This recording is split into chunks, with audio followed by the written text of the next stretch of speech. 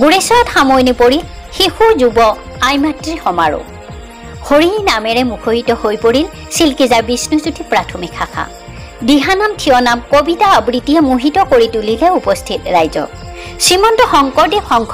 গুৰেশ্বৰ আঞ্চলিক শাখাৰ উদ্যোগত আৰু চিল্কিজাৰ বিষ্ণুজ্যোতি প্ৰাথমিক শাখাৰ আতিথ্যত অনুষ্ঠিত হোৱা শিশু যুৱ আইমাতৃ সমাৰোহ যোৱা 15 অক্টোবৰত সফল সামৰণি পৰে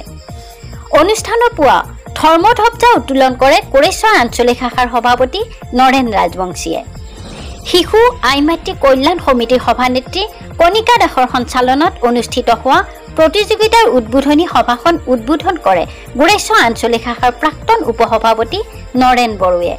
সমাৰোহভাগী সফল পৰিসমাপ্তি হোৱাত আঞ্চলিক শাখাৰ সভাপতি আৰু সম্পাদক ক্ৰমে নৰেন ৰাজবংশী আৰু তিলক ৰাজবংশীয়ে সকলোকে ধন্যবাদ জনায়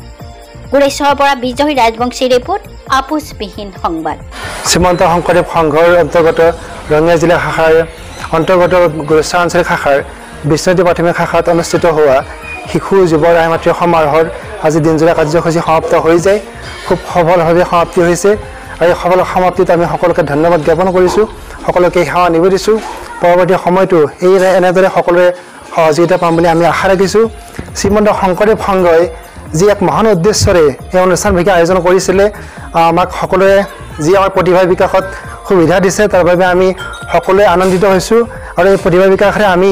জগতগুৰুক আমি বিশ্বদৰবাৰত লৈ যাব পাৰিম বুলি আশা ৰাখিছোঁ সেই আশাৰে আমি এটা অংগ হৈ আমি অনুষ্ঠান আমি অনুষ্ঠিত কৰিছিলোঁ কৃষ্ণ